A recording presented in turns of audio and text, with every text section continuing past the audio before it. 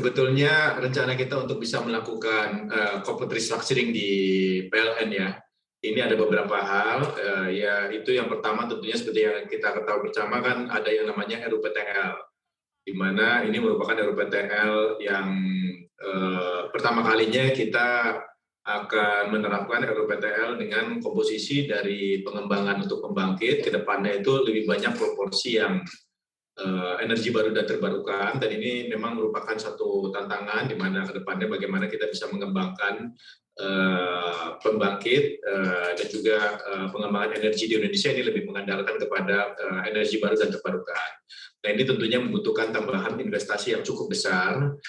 Di luar daripada itu, bagaimana kita memang bisa memastikan bahwa kondisi keuangan daripada PLN ini memang terus-menerus akan bisa dipastikan kuat, sustainable. Tadi di dalam segmen sebelumnya sempat disampaikan bahwa PLN memiliki total kewajiban itu sebesar kurang lebih sekitar 500 triliun rupiah. Memang kalau kita lihat salah satu yang sedang diupayakan terus oleh PLN adalah bagaimana bisa menurunkan total komposisi daripada kewajiban mereka, dan memang kalau kita lihat di akhir tahun yang lalu itu PLN dibandingkan dengan tahun sebelumnya itu bisa menurunkan kewajiban jangka panjang dalam bentuk kewajiban pinjamannya itu kurang lebih sekitar 23 triliun rupiah, dan ini yang kedepannya juga akan diupayakan terus untuk bagaimana kita memperbaiki komposisi kewajiban yang dimiliki sambil terus meningkatkan sustainability daripada keuangan mereka.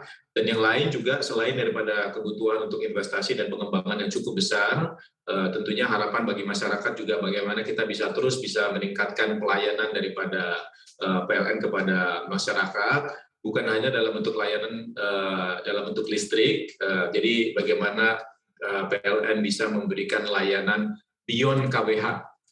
Jadi ini juga tentunya kemampuan untuk bisa terus memperbaiki kondisi keuangan, melakukan investasi dan juga pengembangan pembangkit dalam bentuk energi baru dan terbarukan, kemudian juga meningkatkan kualitas daripada layanan kepada masyarakat. Hal-hal ini yang memang kita melihat ini merupakan momentum yang tentunya sangat baik bagi PLN untuk bisa melakukan upaya transformasi ke depan. Salah satunya adalah melalui perubahan corporate restructuring sebagai bagian upaya kita melakukan transformasi di PLN, dan tadi sudah disampaikan bahwa salah satu dalam pelaksanaan corporate restructuring adalah bagaimana kita melihat salah satu opsinya pembentukan holding dan subholding di PLN.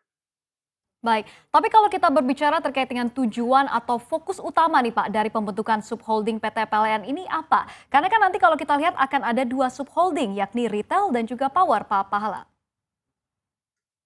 Iya, tadi seperti saya sampaikan ya, untuk bisa memastikan bahwa ada transparansi mengenai kinerja.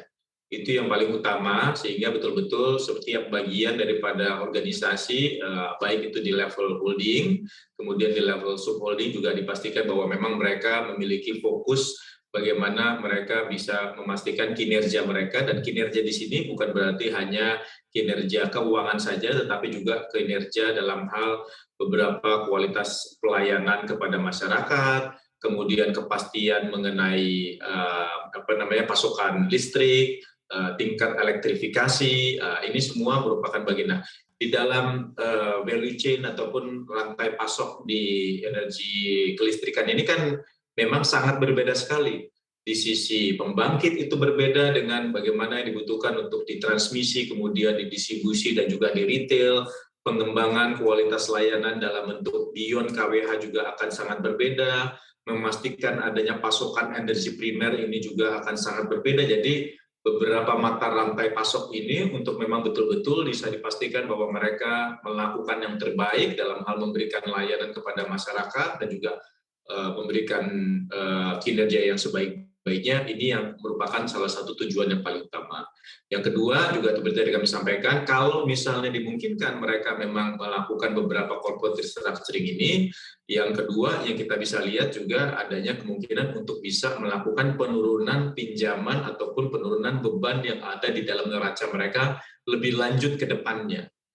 Sambil juga yang ketiga tentunya karena memang bagian daripada kinerja adalah bagaimana kita bisa memastikan pengembangan daripada investasi yang ke depannya ini dengan lebih baik lagi, terutama dalam bentuk pengembangan investasi energi baru dan terbarukan. termasuk juga melakukan upaya-upaya kalau misalnya dimungkinkan bagaimana kita bisa melakukan percepatan daripada transisi energi ini dengan lebih baik lagi. Kalau kita hal ini seperti misalnya dengan pembangkit-pembangkit yang masih menggunakan energi primer berasal dari batu bara, kalau misalnya ini memang dimungkinkan untuk bisa dipercepat, akselerasi untuk bisa melakukan transisi menuju energi baru dan terbarukan, ini juga merupakan satu hal yang nanti kita akan upayakan.